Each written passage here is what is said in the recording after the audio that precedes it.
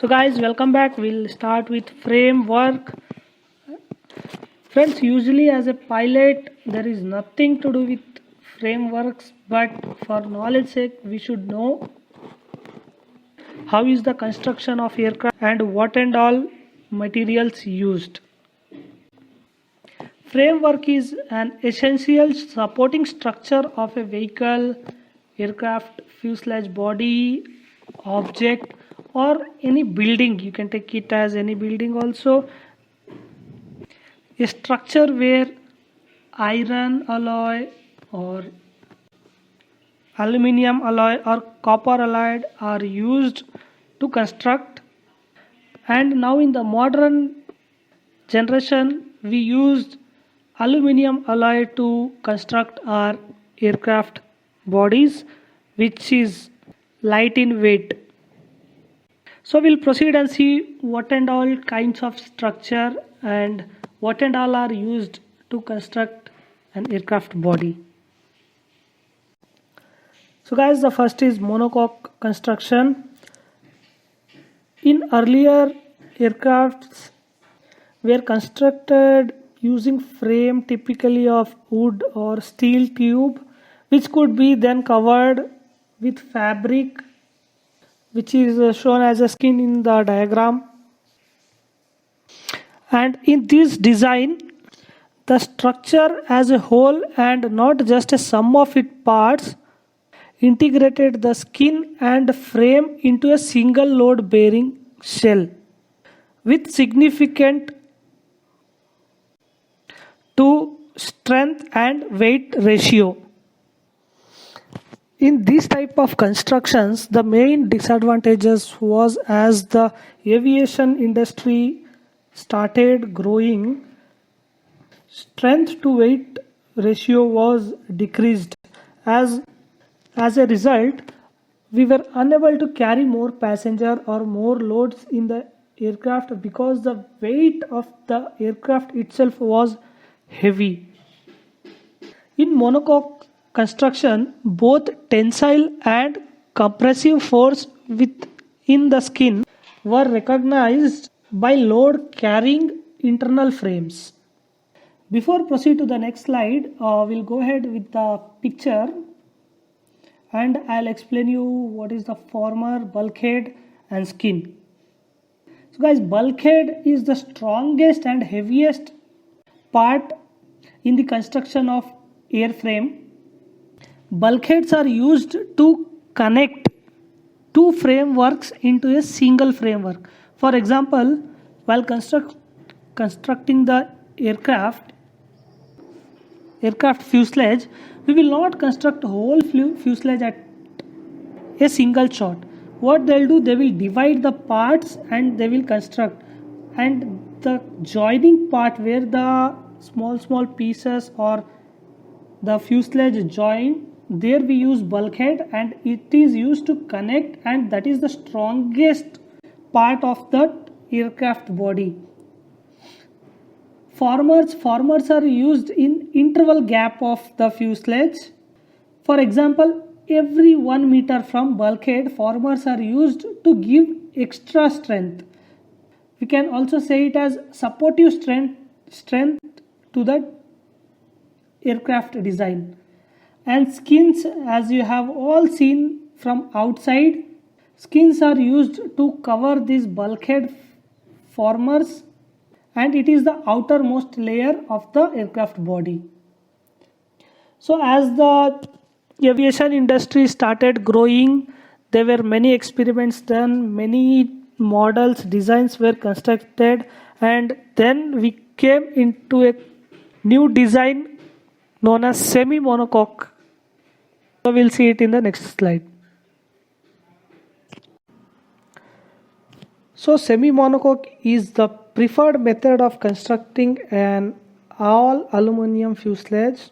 First, a series of frame in the shape of fuselage across section are held in position on a grid fix.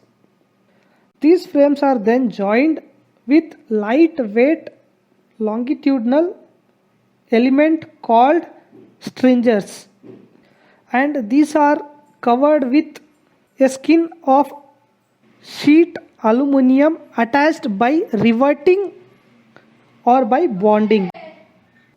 This type of construction has strength to weight ratio. Like the aircraft strength is strong compared to the weight. In monocoque, what was the thing was like the weight was very much high and strength was low. All the modern aircraft or larger aircraft are built using this technology, which uses several large section construction in this and the fastening, which are then joined with fasteners to form the complete fuselage. The first aircraft which was built through semi-monocoque was DC-2 and DC-3. Then Boeing B-17, they started constructing using semi-monocoque design. And in semi-monocoque, all the materials used are aluminium alloy, which consists longerons, skin, stringers, bulkhead, frame. So in the next upcoming slide, I'll let you know what and where these all are used.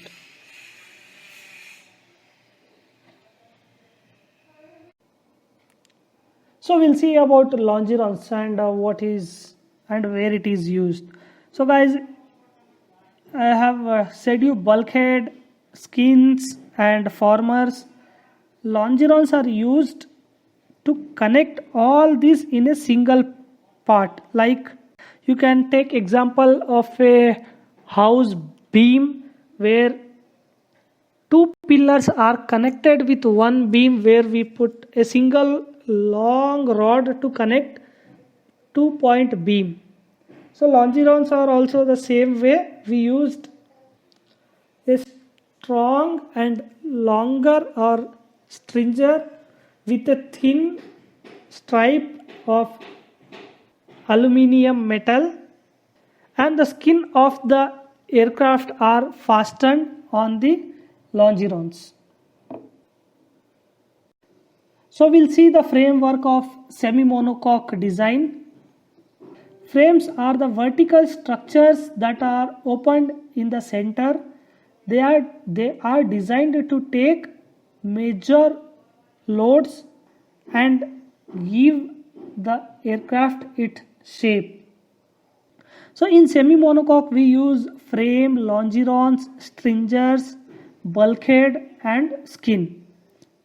So guys, frame are also called as formers, which are placed in particular equal distance to give additional support. And as I said, bulkhead are the strongest and it is used to connect two or three different shape into a single shape. Guys, longerons, as we have discussed in the previous slide. Stringers are additional supporting stripes which are used in semi-monocoque. They are shorter in length and they connect two frames at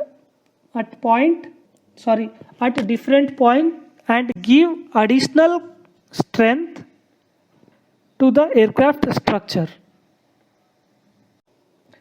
As I said, bulkhead is the strongest and major part in the airframe.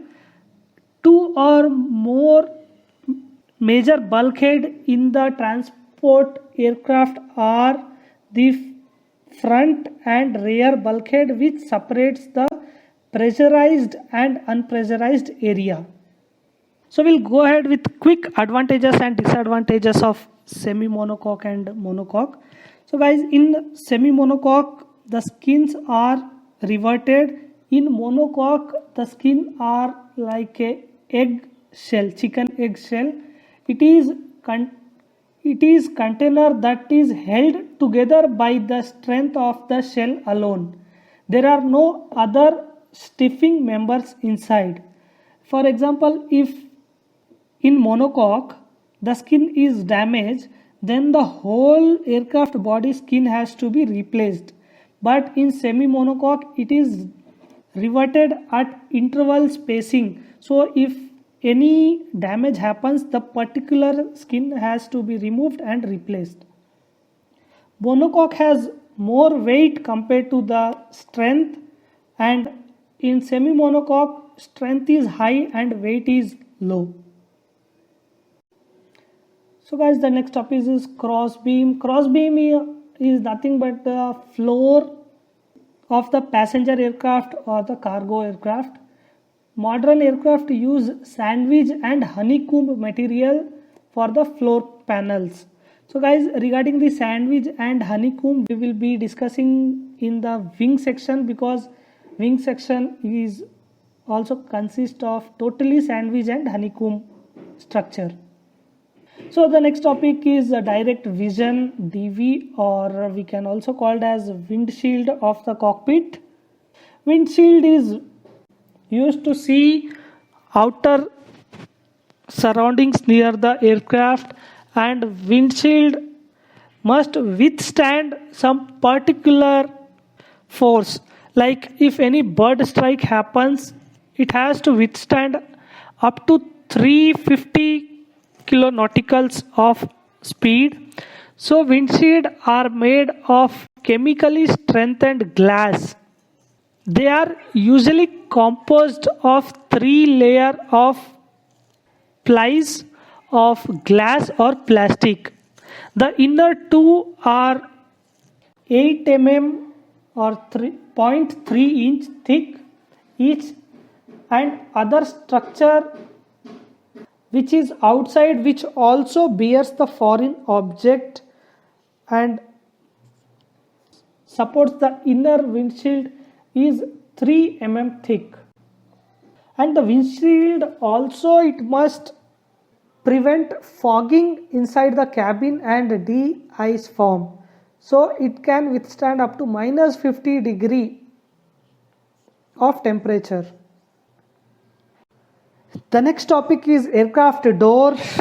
As you all know guys, aircraft door is used to board or deplane or getting inside or outside of the aircraft.